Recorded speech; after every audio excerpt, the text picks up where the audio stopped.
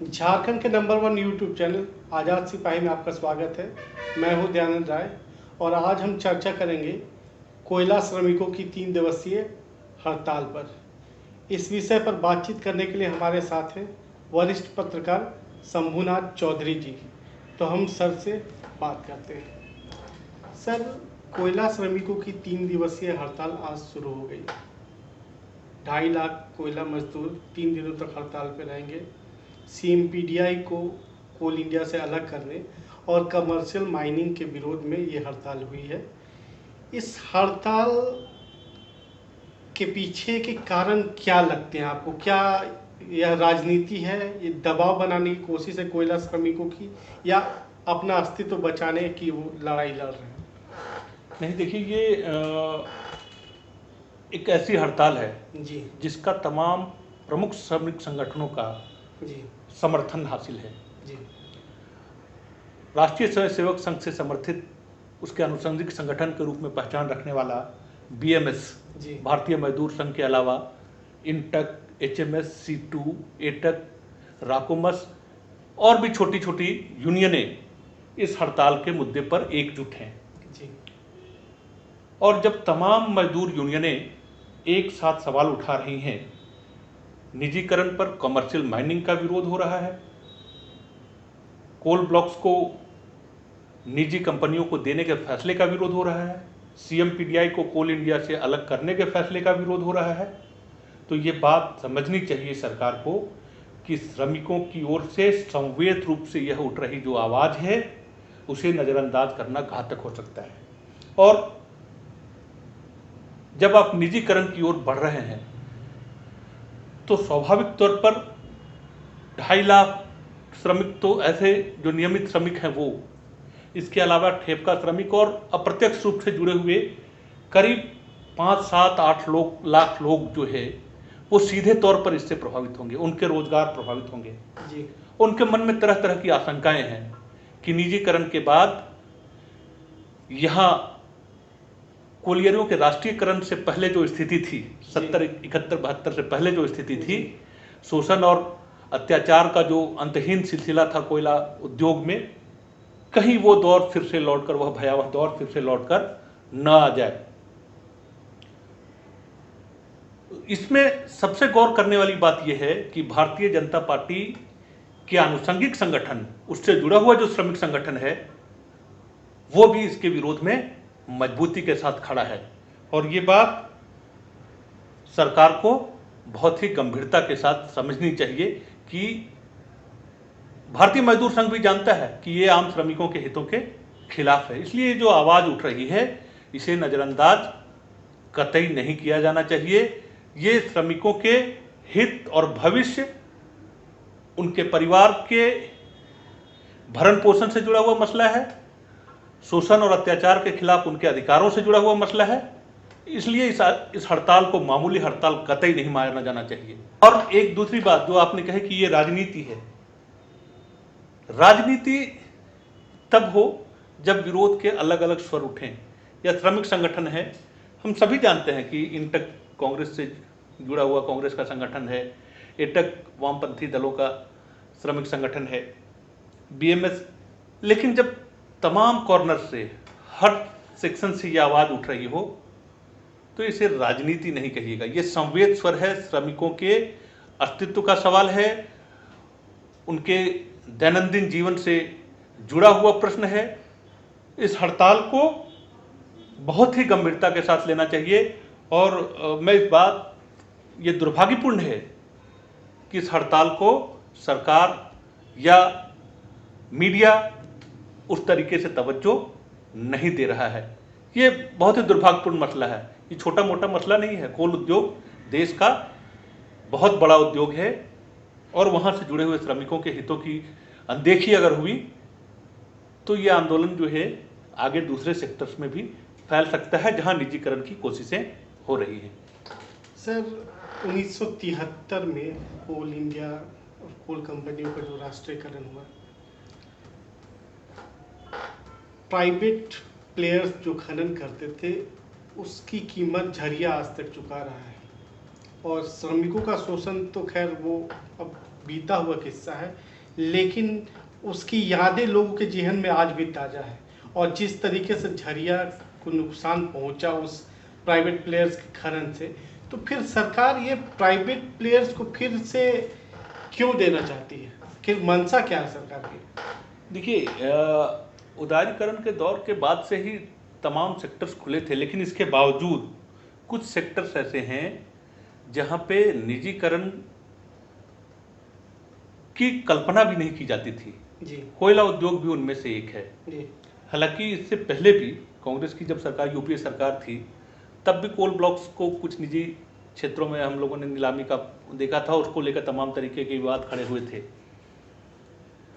Bharatiya Janata party, सबसे आश्चर्य की बात है कि भारतीय जनता पार्टी उस वक्त विरोध करती थी कोयला उद्योग के निजीकरण का या इस तरीके की किसी भी कोशिश का, कोल ब्लॉक्स की नीलामी का। आज वही पार्टी जब सत्तासीन है तो 2 कदम और आगे बढ़कर निजीकरण की दिशा में कदम बढ़ा रही है। यह हैरत करने वाली बात है, हैरान करने वाली बात है। लोगों को ये बात समझ में नहीं आ रही है कि निजीकरण की ओर सरकार आखिर किस लिए होती है। रेलवे की भी बात चल रही है। अभी हम लोगों ने देखा कि 109 जोड़ी ट्रेनों को निजी क्षेत्रों में सौंपने के लिए टेंडर आवंटित करने का फैसला हुआ है। जी तो सरकार रेल चलाएगी नहीं, कोयला खदानें सरकार चलाएगी नहीं, हर जगह आप निजी प्लेयर्स को प्रवेश दे देंगे तो शोषण और अत्याचार का वो सिलसिला फिर से शुरू हो जाएगा। संगठित तौर पे शोषण का जो दौर इस देश ने देखा था, जी वो दौर, वो भयावह दौर, वो भीषण दौर फिर से कहीं लौट कर ना आए, इस बात का खतरा है। और इस बात को समझना चाहिए, तमाम लोगों को ये बात समझनी चाहिए कि आज देखिए, ये लॉकडाउन का जब ऐलान हुआ था, प्रधानमंत्री ने खुद निजी कंपनियों से अपील की थी कि अपने कामगारों को, अपने एम्प्लॉइज को उसके साथ आप सहानुभूतिपूर्वक पेश आएं, उन्हें नौकरी से मत निकालें। लेकिन इसके बावजूद तमाम सेक्टर्स में, खासतौर पे निजी सेक्टर में कर्मचारियों का जिस तरीके से, मैं कत्लेआम कहूँगा, जिस तरीके से बगैर बेखौफ होकर जिस तरीके से उनको नौकरी से हटाया जा रहा है, रातों रात जिस तरीके से लाखों लोग सड़क पर लाए जा रहे हैं, उसका इम्पैक्ट हम लोग देख रहे हैं। आत्महत्या की घटनाएं बढ़ गई हैं इस लॉकडाउन के पीरियड में। लगातार लोगों की क्रय क्षमता घट गई है। डिप्रेशन का एक तूफान सा खड़ा हुआ है देश में, जिसका असर आने वाले, अभी लॉकडाउन में तो खबरें दबी हुई हैं कई सारे कोरोना काल में, और इसका इम्पैक्ट धीरे धीरे जो सामने आ रहा है, जो प्रभाव सामने आ रहा है, वो बहुत ही खतरनाक है और एक बहुत ही अंधकारमय तस्वीर बनती हुई दिख रही है पूरे देश में। सरकार को और बाकी स्टेक होल्डर्स को भी, के लिए भी ये जागने का वक्त है, ये सोने का वक्त नहीं है। ये फैसले, मेरे विचार से, मेरा ये निजी मत है और मैं ये समझता हूं कि ज़्यादातर लोगों का मत है कि निजीकरण की दिशा में बढ़ाया जा रहा यह कदम अत्यंत घातक है। सर, कोयला यूनियनों का कहना है कि यदि सीएमपीडीआई कोल इंडिया से अलग होगा और कोल माइनिंग, कमर्शियल माइनिंग होगी, तो इससे कोयला, राष्ट्रीय कोयला उद्योग कमज़ोर होगा। वही सरकार का तर्क है कि इससे राजस्व मिलेगा और कोल इंडिया को कोई नुकसान नहीं पहुंचेगा। ये जो परस्पर विरोधी दावे हैं, इसमें किस दावे में सच्चाई है? देखिए, ये सरकार का तर्क है कि निजी कंपनियां जब आएंगी तो प्रतिस्पर्धा बढ़ेगी और अभी कोल इंडिया में या बाकी जो कंपनियां हैं, कोल कंपनियां हैं, वो आज के स्टैंडर्ड के अनुरूप जो है उत्पादन के लिए प्रेरित होंगी। वहाँ एक प्रतिस्पर्धा का भाव जगेगा। देखिए, जो सार्वजनिक क्षेत्र की कंपनियां हैं, वहाँ आपको कई बार मुनाफा ही सबसे बड़ी चीज नहीं होती है। जी ये लोक कल्याणकारी राज्य की जब परिकल्पना की गई थी, जी तो उसमें हर बात मुनाफे के लिए नहीं की जाती है। जी कुछ सेक्टर्स ऐसे हैं जिससे केवल कोयला श्रमिकों का हित नहीं जुड़ा हुआ है, इससे रैयतों का भी हक जुड़ा हुआ है। वो इलाके, वो कोल ब्लॉक्स निजी कंपनियों को अगर सौंप दिए जाएंगे तो वहाँ के जो रैयत होंगे, विस्थापित होंगे, उनका सवाल कहाँ है, उनको कहाँ एड्रेस किया जा रहा है? उससे जो किसान प्रभावित होंगे, जिनकी जमीनें जाएंगी, या जो आसपास के लोग प्रभावित होंगे, जो विस्थापित होंगे, उनके पुनर्वास की बात कहां पे है? सरकार कोई भरोसा जगा पा रही है क्या? केवल प्रतिस्पर्धा, और प्रतिस्पर्धा किस तरीके की प्रतिस्पर्धा? आप सरकार की कंपनी, सार्वजनिक कंपनी के पैरेलल निजी कंपनी को प्रतिस्पर्धा के लिए खड़ा करेंगे, उसे तरजीह देंगे, उसे हर तरीके की सुविधाएं देंगे। आप अपनी कंपनियों में जो बीमारियां हैं, उनकी जो कमजोरियां हैं, उनको दुरुस्त करने पर सरकार क्यों नहीं जोर देती है? अपनी जिम्मेदारी से क्यों भाग रही है सरकार? कोयला कंपनियां, जो कोल इंडिया है, उसकी सेहत और बेहतर हो, इस दिशा में कोई प्लान क्यों नहीं बनता है? तो ये तो बहुत ही आसान फैसला है कि आप उसके पैरेलल जो है निजी कंपनियों को खड़ा कर दें, और ये बहुत ही खतरनाक फैसला है। सर, मोदी सरकार का 6 साल का कार्यकाल हो चुका है, पहले 5 वर्षों का कार्यकाल और अब 1 वर्षों का। इस कार्यकाल में जो दिखता है साफ साफ कि सरकार की मंशा अधिक से अधिक निजीकरण को प्रोत्साहन देने की रही है। युवा जो है वो लगातार रोजगार की ओर देखते हैं, उम्मीद करते हैं। ये सरकार जब आई थी सत्ता में, या सत्ता से पहले जिस सरकार ने बड़े बड़े बैनर टांगे थे कि हम बहुत हुई पेट्रोल डीजल पे बार, और अब की बार मोदी सरकार, लेकिन इस सरकार की कोई मंशा दिखती नहीं है रोजगार को, बल्कि 14 करोड़ लोगों की नौकरियां जा चुकी कोरोना काल में, और निजीकरण जिस तरीके से बढ़ रहा है, क्या यह युवाओं को रोजगार दे पाएगा? वही कह रहा हूं, एकदम भयावह डिप्रेशन का दौर आने वाला है। आप देखिए कि जिस युवा ने रोजगार की टकटकी लगा रखी है सरकार पे, उसे आज एक तरीके का अफीम खिला दिया गया है जी। वो अपने ही, अभी उसे खुद पता नहीं है कि उसके भविष्य को किस तरीके से गिरवी रखा जा रहा है। जी।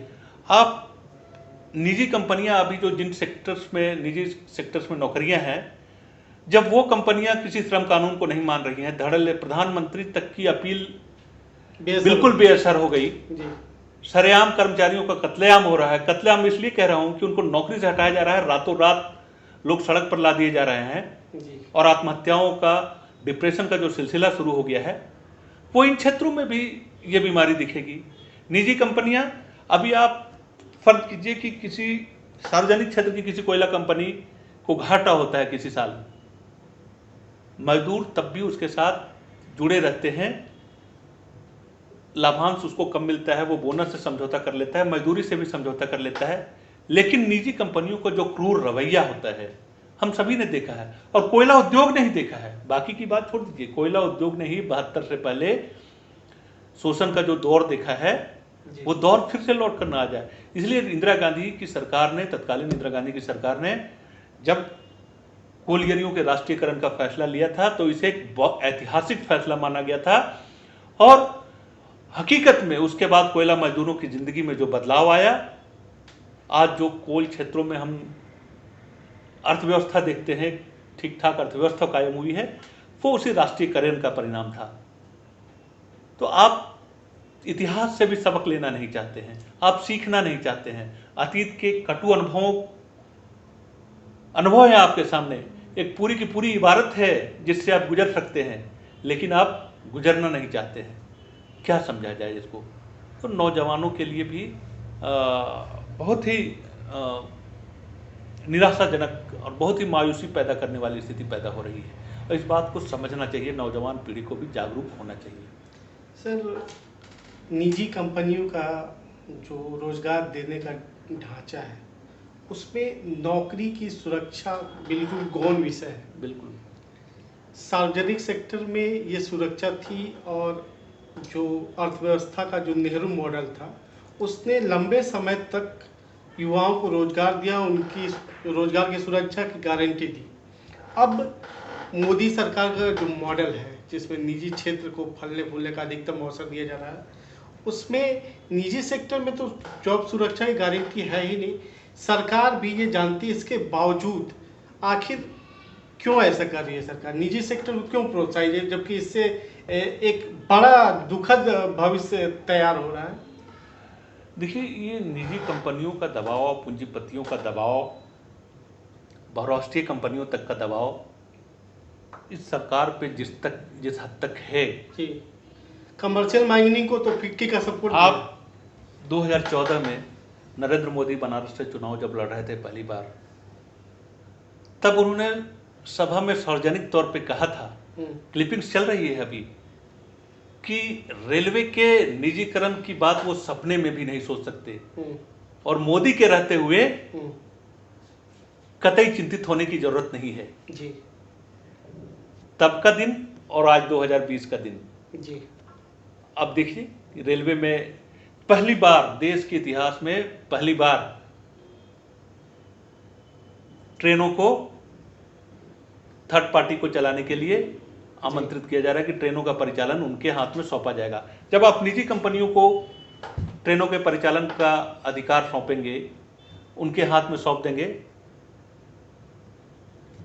क्या है कि उनकी ट्रेनें, उनको आपको निर्विरोध ट्रैक उपलब्ध कराना होगा, उनके लिए तमाम तरीके की सुविधाएं उपलब्ध करानी होगी, वो तमाम अपने कॉन्ट्रैक्ट पे आएंगी और उनको वो शर्तें सरकार को पूरी करनी होंगी। जाहिर तौर पे जो सरकार की ट्रेनें चल रही होंगी, जो रेलवे की ट्रेनें चल रही होंगी, उनकी तुलना में उनका सर्विस बेहतर होगा। और बेहतर होगा तब क्या होगा, जो रेलवे के कर्मचारी हैं, रेलवे का जो सेक्टर है, अपना ही जो सेक्टर है, उसको जो चुनौती मिलेगी, इतना बड़ा जो देश का सबसे बड़ा रोजगार देने वाला जो संगठन है रेलवे, उसकी क्या दशा होगी, ये समझने की बात है। और पता नहीं है किसके दबाव में हो रहा है, जिसके भी दबाव में हो रहा है, और सरकार इस बात को, इस दबाव को क्यों नहीं महसूस कर पा रही है, या दबाव से उबर क्यों नहीं पा रही है। जो सरकार खुद को बहुत साहसी सरकार कहती है, बहुत राष्ट्रवादी सरकार कहती है, वो इस तरीके के दबाव में क्यों है, ये बहुत बड़ा सवाल है और इस सवाल पे हम लोगों को गंभीर मंथन की जरूरत है। सर, जो सार्वजनिक क्षेत्र की कंपनियां हैं, उनमें लाखों की संख्या में युवाओं को रोजगार मिलता रहा है, और अभी भी युवा रोजगार सुरक्षा की दृष्टि से सरकारी नौकरी करना चाहते हैं। यदि ये सारे के सारे क्षेत्र प्राइवेटाइज हो जाएंगे तो एक तस्वीर तो ये बनेगी कि रोजगार के लिए आप युवाओं को पूरी तरह निजी क्षेत्र पे डिपेंड होना पड़ेगा। देखिए, मैं ये बात जो है अतिशय हो सकती है। सरकार जब तमाम जिम्मेदारियों से मुक्ति होना चाहती है तो सरकार क्या करती है, वो प्रबंधन है, एक तरीके का सरकार क्या है, प्रबंधन है देश का, लोकतंत्र का प्रबंधन है, उसको भी निजी हाथों में सौंप दीजिए। सही बात तो ये क्या है कि लोकतांत्रिक व्यवस्था में आप लगातार प्राइवेटाइजेशन, लगातार निजीकरण, और आप लोक कल्याण के जो सेक्टर्स हैं उनकी जिम्मेदारियों से जिस तरीके से मुंह मोड़ रहे हैं, और जिम्मेदारी का भाव जिस तरीके से तिरोहित होता जा रहा है सरकार नामक संस्था से, उसका क्या असर होगा। और ये अंततः सरकार पे, लोकतांत्रिक व्यवस्था पे और लोक कल्याणकारी राज्य का, पब्लिक वेलफेयर स्टेट का जो कंसेप्ट है, ये सवाल वहां तक जाएगा। ये लगता है आपको कि जो सरकार की जो पॉलिसी रही है, पहले सार्वजनिक क्षेत्र को बीमार करो, फिर उसे कमज़ोर करके उसे नीलाम कर दो ताकि वो बिक जाए, निजी क्षेत्र उसमें आ जाए, क्या ये पॉलिसी लगता है आपको कि इम्प्लीमेंट हो रही है? देखिए, पॉलिसी, मैं ये बात सीधे नहीं कहूँगी सरकार की ये पॉलिसी है कि सब कुछ नष्ट कर दो, भ्रष्ट कर दो, ये नहीं है। लेकिन ये जरूर है कि वो एक तरीके के दबाव में है, और दबाव में जिस तरीके के फैसले लिए जा रहे हैं वो घातक है, उसके परिणामों की चिंता हमें करनी चाहिए। कोयला उद्योग में जो कमर्शियल माइनिंग है उसके विरोध में कोयला श्रमिक राष्ट्रीय 3 दिवसीय हड़ताल पर हैं। 2 जुलाई से शुरू हुआ यह स्ट्राइक 4 तक चलेगा। यह हड़ताल एक तरह से सरकार को संकेत है कि वे ऐसे कार्य न करें जो जनता के हितों को प्रभावित करते हैं। देश ने श्रमिकों के शोषण से बचने के लिए कई संस्थाओं का राष्ट्रीयकरण किया था, इंदिरा गांधी जी की सरकार में हुआ था। अब मोदी सरकार उन संस्थाओं को एक बार फिर से निजी क्षेत्र को सौंपने की दिशा में काम कर रही है। जाहिर है कि फैसला जनता के हित में नहीं है, तो इसका चौतरफा विरोध हो रहा है और यह विरोध स्वाभाविक भी है, सहज भी है। उम्मीद की जानी चाहिए कि विरोध की ये आवाज़ सरकार को सुनाई देगी और सरकार अपने कदम वापस लेगी। यदि ऐसा नहीं हुआ तो क्या होगा, यह तो भविष्य तय करेगा, लेकिन इतना तो तय है कि विरोध की ये आवाज़ सरकार के लिए खतरे की घंटी है। आज़ाद सिपाही देखने के लिए आपका धन्यवाद।